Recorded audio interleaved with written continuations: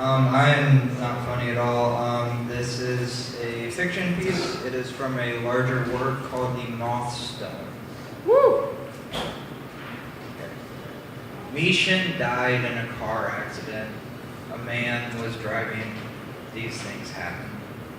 The previous week, drunk on cheap red wine among cigarette butts ashed on the mouths of crushed cans, talking in the light of the low-volume television, they stumbled upon a path of memory buried beneath the banal conversations, mechanical sex, and passive animosity. It was a dirt path of brittle leaves, smelling of dust and not the rot of growth. The path wound through dead trees with empty branches spilling out into a wide clearing. A $30 tent faded from years-long exposure rested beside a pit of petrified wood. Her smile wore up to the eyes at the memory. They were drunk in her creaking bed. He asked her if she remembered making love in the tent while the fire died. She said, "We awoke the next morning and the forest was our forest and it was so full of potential." Seeds fell from the branches and she took a seed in her palm while he stoked the dead flame, but the fire never caught. They smoked cigarettes in the cold and she slid the seed into her pocket, a keepsake of their nascent bloom. She clutched the seed with a secret, naive hope over the next 3 years as the forest wilted in disdain.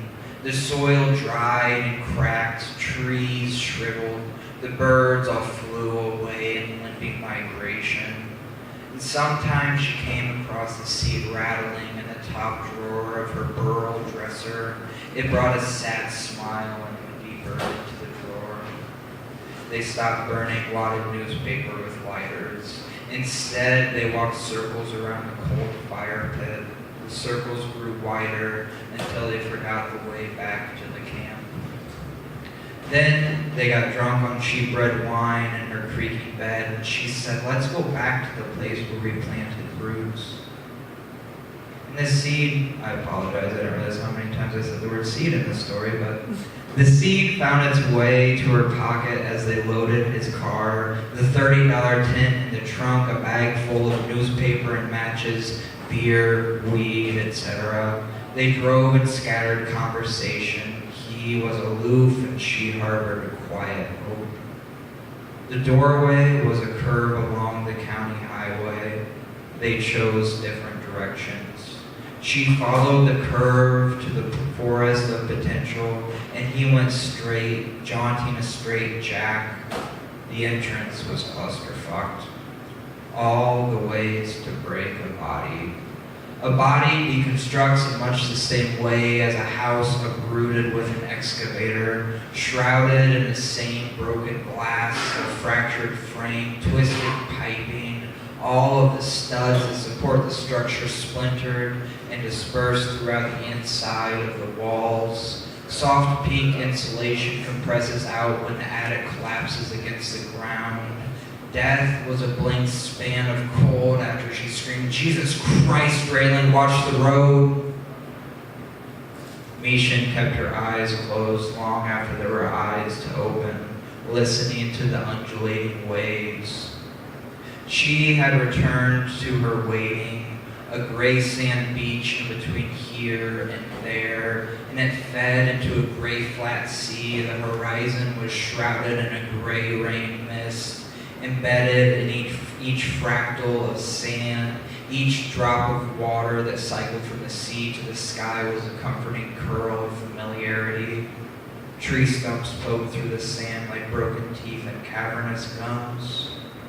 Crooked knees pulled up to her chest, she stared at the horizon until the weight of her unmoving broken waves against her, a quiet storm singularized her thoughts into depression. The air was thick with malaise blowing into her thoughts, the heaviness as comfortable as tailored clothes, as consistent as good television programming.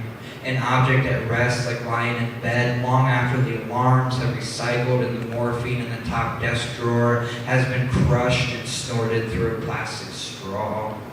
She melted with the sand beneath her wet, blood-stained clothes, all the weight of gravity fixing her to the root.